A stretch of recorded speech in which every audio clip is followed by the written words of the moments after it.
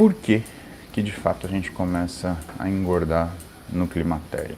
Existe uma série de causas diferentes, pessoal. Então, eu acho que a primeira causa que a gente tem que levar em conta é comportamental, né? É o que a gente chama de sistema de eclusa, né? O sistema de barreira, tá?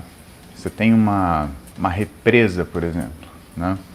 Então, se você coloca lá 100 mil litros de água nessa represa por ano, talvez nos primeiros 10 anos nada aconteça, mas quando chegar na bordinha, o que vai acontecer? Se você colocar 1 litro mais, vai vazar. Existe uma quantidade limítrofe, né? Onde você já encheu essa represa e que se você colocar um pouquinho mais, vai vazar. O que tem isso a ver com comportamento alimentar? Tem tudo a ver, porque as pessoas falam assim, eu sempre comi assim. Tudo bem, mas quando você sempre come assim e o assim ele está inadequado, talvez você não engorde nos primeiros 10 anos, talvez você não engorde nos primeiros 20, mas nos 30 e 40 isso vai acontecer. Então não existe aquela história assim, é só fazer 30 anos que a gente já começa a engordar. Não é bem assim, né?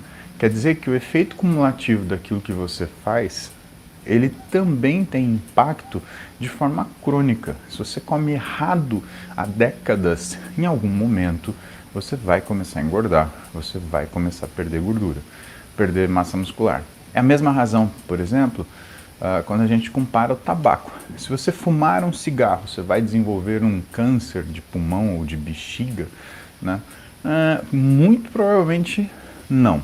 Agora, quando você fuma metade de um maço de cigarro por 10 anos, por 20 anos, ou quando você fuma um maço de cigarro por 30 anos, aí a história pode ser diferente. Tanto que a gente faz essa conta quando a gente levanta a história do nosso paciente que é tabagista, né? Quantos anos maço ele tem, até para a gente saber significado de determinados testes que a gente faz para avaliar risco de câncer que são alterados pelo tabagismo, tá? Então, deveria existir, né, do mesmo jeito que existe anos maço, deveria existir anos fast food, né? Então, há 30 anos eu como fast food, há 10 anos eu como fast food. Claro que se você for um cara que come muito fast food, evidentemente que não vai demorar décadas para você engordar, isso vai ser um processo muito mais rápido.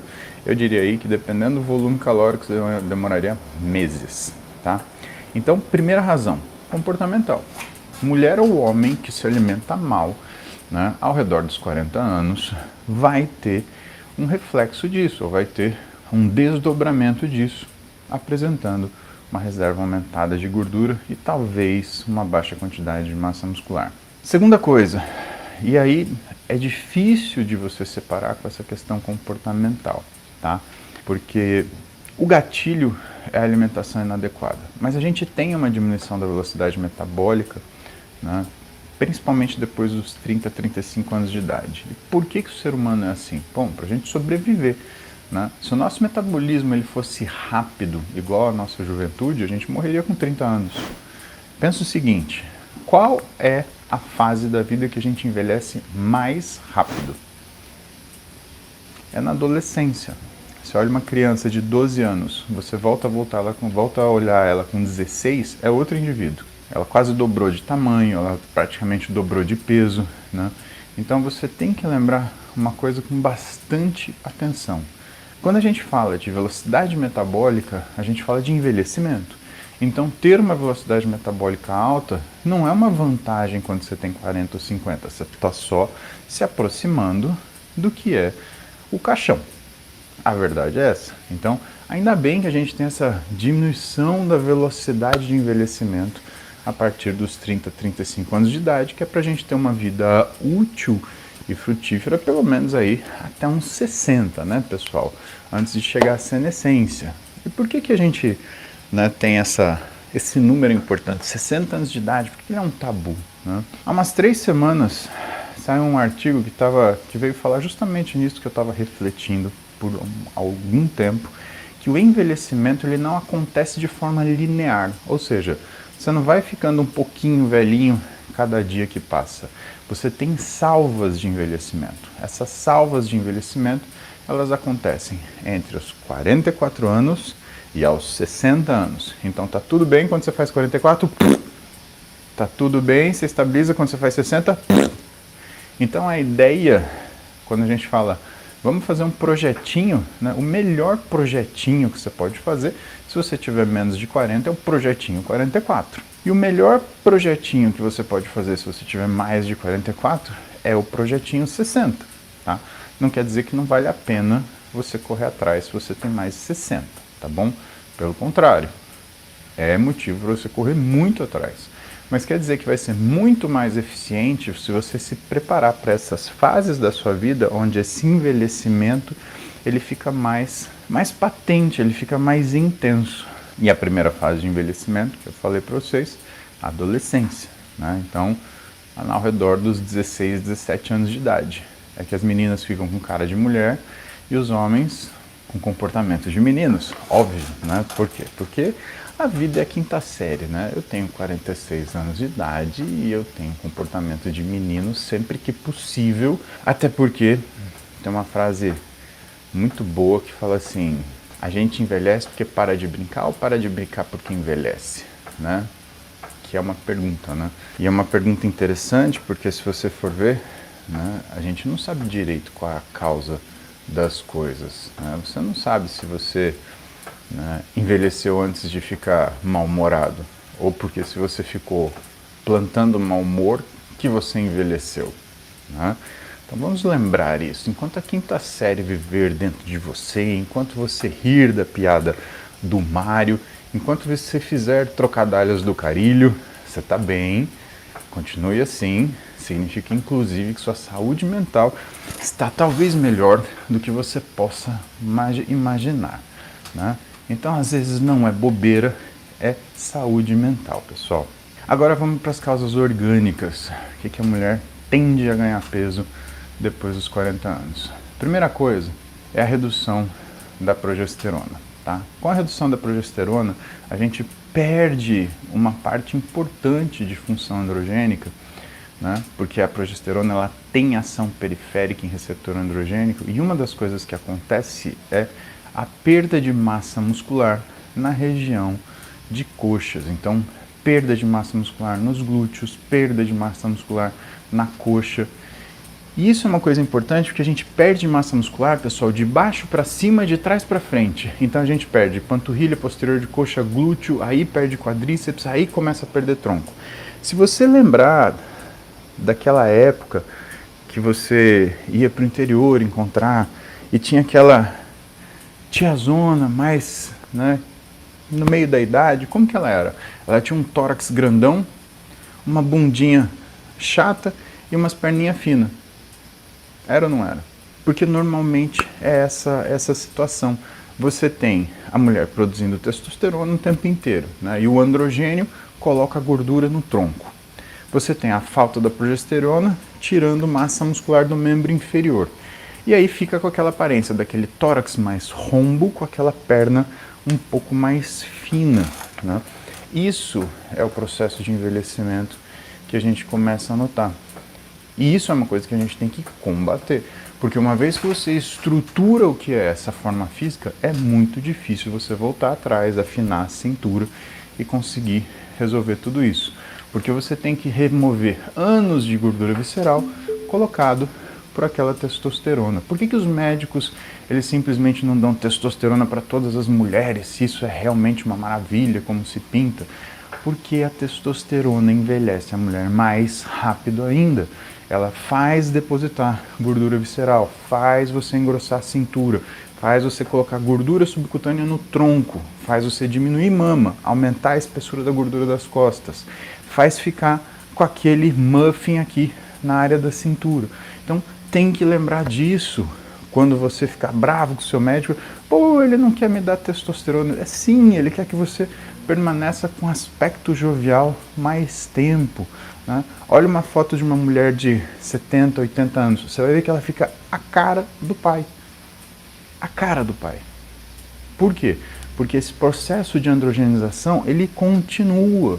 E principalmente ele se acentua porque você tem uma diminuição dos estrógenos, e quando você diminui esses estrógenos, o que você acaba provocando é uma aceleração da androgenização. E quando a mulher ela chega nos 40, imagina que ela sempre teve aqui um tanto de testosterona e androgênios. e que na vida dela, ela ficou ciclando os estrogênios aqui em cima. Mais, menos, mais, menos, mais, menos, mais, menos. Quando chega perto dos 40, 45, ela começa a ciclar aqui. Mais, menos, mais, menos, mais, menos. E o tônus do androgênio está aqui. E é isso que faz você perceber que ela começa a envelhecer mais rápido. O uso, então, de testosterona na tentativa de diminuir determinados sintomas da mulher, ele tem que ser muito criterioso. E o que a gente pensa é, quando ele é necessário, a gente tem que fazer com a menor dose efetiva possível para você maximizar o ganho e diminuir o que são os possíveis colaterais e esse envelhecimento. A androgenização da mulher, pessoal, é uma coisa que faz com que você tenha que pensar como que você vai lidar com toda a parte metabólica dela associada. Então, não é simplesmente, põe essa testosterona e vai dar tudo certo. Tem que ter muito critério, tem que ter muito cuidado. E testosterona, ela não é a reposição hormonal feminina, né? Ela é um tratamento. Reposição hormonal feminina é feita com estradiol e progesterona em mulheres que têm útero ou só estradiol em mulheres que não têm útero, né? Lembrando que a progesterona na reposição hormonal é importante porque ela impede hiperproliferação do endométrio, que pode levar a um câncer de endométrio. Tá? Então, se tem útero, tem que ter progesterona. Mas a progesterona incha, engorda. Não. Comer errado incha e engorda. E se você estiver usando hormônio, isso vai acontecer mais rápido. Mas eu estou repondo hormônio justamente para conseguir controlar o que é a minha velocidade de envelhecimento. Ótimo! Só que você tem que adequar os seus comportamentos para isso. Por quê? Porque existiu uma queda, o seu corpo ele se ajustou fisiologicamente a isso, e aí, agora, você está querendo mudar alguma coisa que já foi feita. Pensa o seguinte, você colocou um bolo para assar, você colocou seu bolo para assar, o seu bolo ficou no forno, ele está quase bom, só que aí, toca o seu telefone, e aí a sua mulher fala para você assim, amor, eu estou levando para casa meu pai, minha mãe e 2 tias minhas. Faz um bolinho, aí você percebeu que o teu bolo ficou pequeno. O que você faz? Para tentar parecer que você já estava esperando isso, você vai bate mais massa de bolo, pega esse bolo que está quase pronto e coloca essa massa de bolo por cima e põe tudo para assar de novo.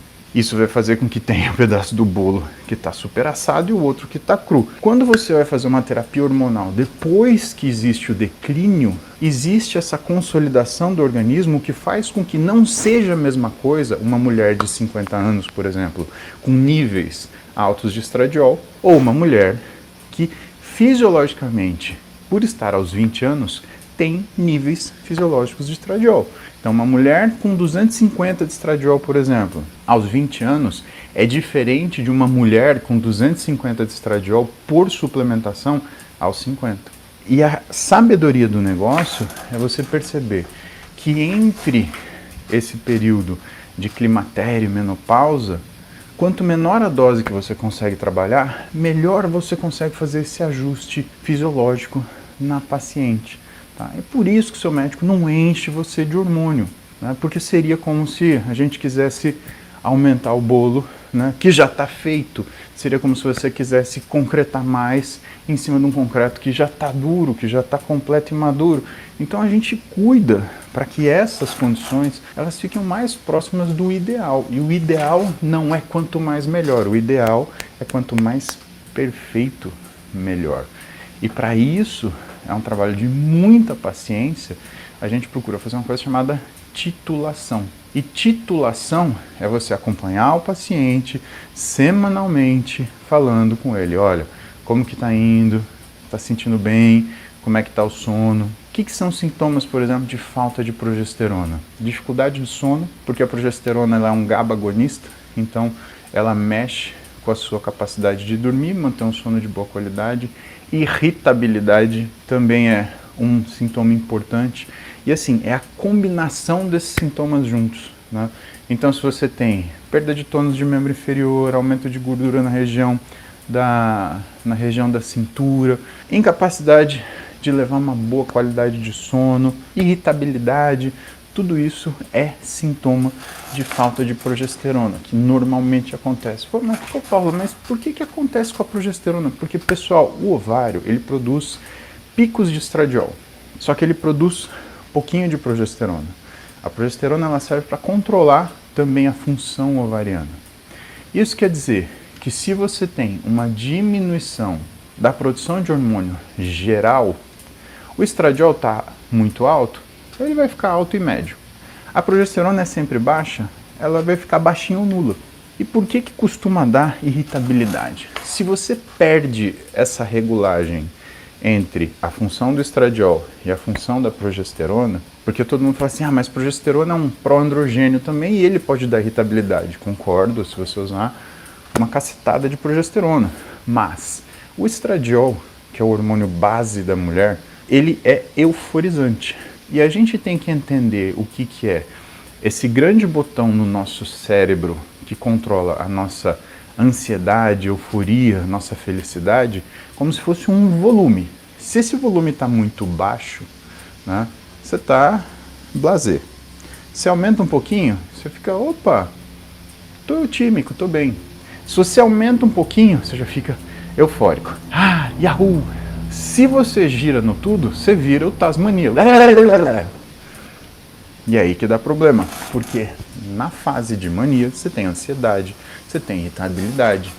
E uma das coisas que ajuda você a controlar essa ação euforizante do estradiol é justamente a ação da progesterona no receptor GABA. Entendeu porque falta progesterona e dá irritabilidade? Então essa hiperexpressão do estradiol, que não aumentou, ele caiu, só que o hiato entre progesterona e estradiol aumentou. E aí você começa a ter alteração do que é, por exemplo, o teu humor. Então, por isso tem alterações de humor. Só que aí começa a faltar estradiol. Quando falta estradiol, pessoal, uma área no nosso cérebro chamada núcleo arqueado, ela começa a falhar. E o núcleo arqueado é responsável pelo controle da nossa fome e apetite. A gente controla, então, o que é fome e saciedade, neuropeptídeo Y-AGUT. Jesus amado. A gente tem essa situação, né, onde o núcleo arqueado, através do que é Pongcart, ele controla a fome e saciedade. O que é, saciedade e recompensa. E a fome, neuropeptídeo Y-AGUT. Quando você falta estradiol, o que acontece? Seu núcleo arqueado não funciona direito e ele emite sinal, ou ele não inibe os sinais para o neuropeptídeo Y-AGUT, e esse sistema neuropeptídeo Y-AGUT começa a ativar um negócio chamado receptor de melanocortina tipo 4, tá? E esse receptor de melanocortina tipo 4, ele fala coma. Isso quer dizer algumas coisas importantes. Então, acontece com o homem também? Acontece com o homem também. Então, quando você tem um cara que está com muito androgênio, e aí ele começa, por exemplo, a usar anastrozol, letrozol, ou mesmo clomifeno numa dose muito alta, como ele bloqueia o que é o receptor estrogênico, você tem uma diminuição na função desse sistema controlado pelo núcleo arqueado. E aí o que começa a ter? Começa a ter muita fome. E quando você tem toda essa fome, você come, tá? E é por isso que às vezes a gente usa algumas medicações para suporte, para conseguir controlar o que é quase uma função de sobrevivência nossa, né? De ter a necessidade de comer, né? E é por isso que, por exemplo, mesmo que você use um análogo de GLP-1, né, de uma liraglutida a uma tirzepatide, não é a mesma coisa que você ter os seus hormônios em dia, que você ter os seus hormônios funcionando de forma adequada, tá? Bom, só que o estradiol, ele controla outra coisa no núcleo arqueado. O núcleo arqueado, ele vai controlar o que é o seu comportamento alimentar em relação à fome e saciedade. Mas ele também controla o núcleo arqueado, o que é a função de ativação do sistema adrenérgico, que vai fazer você fazer lipólise e termogênese. E com esse núcleo arqueado funcionando menos, você vai ter menor gasto energético espontâneo. Isso quer dizer que você não vai gastar tanta energia quanto você poderia gastar, justamente porque você tem uma menor ativação desse núcleo arqueado. Quando você faz isso por anos, né, ou quando você está exposto a essa alteração por anos, o que vai acontecer é que você vai ter um aumento no que é o seu consumo calórico e vai culminar com ganho de peso. Então, não é simplesmente, perdeu o hormônio e sem hormônio ganha peso. Não, sem o hormônio você muda metabolicamente sim, yes, mas você muda o que é o seu comportamento alimentar, geralmente caminhando para uma dieta mais hipercalórica, né? E algumas vezes, como todos temos um centro de recompensa, né? O núcleo accumbente, às vezes a gente come para sentir a recompensa. E numa condição que você não está bem, se os seus hormônios não estão legais, se você está num climatério desacompanhada, você acaba precisando ou acaba se utilizando do alimento para que melhore essa sensação de fome, né? E que te traga um pouco mais de serenidade. Lembrem assim, né? Se for conveniente para vocês, aperta o botão de seguir aí. Eu tenho recebido algumas mensagens, não são muitas, de que precisou seguir mais de uma vez porque a plataforma derrubou. Eu recebi isso do Instagram e do YouTube. Pelo sim, pelo não, aperta o seguir aí. Garante que você vai estar comigo aqui todo dia. De manhã, umas 7 da manhã, estamos aqui fazendo cardio, trocando ideia para deixar o dia melhor. Combinado?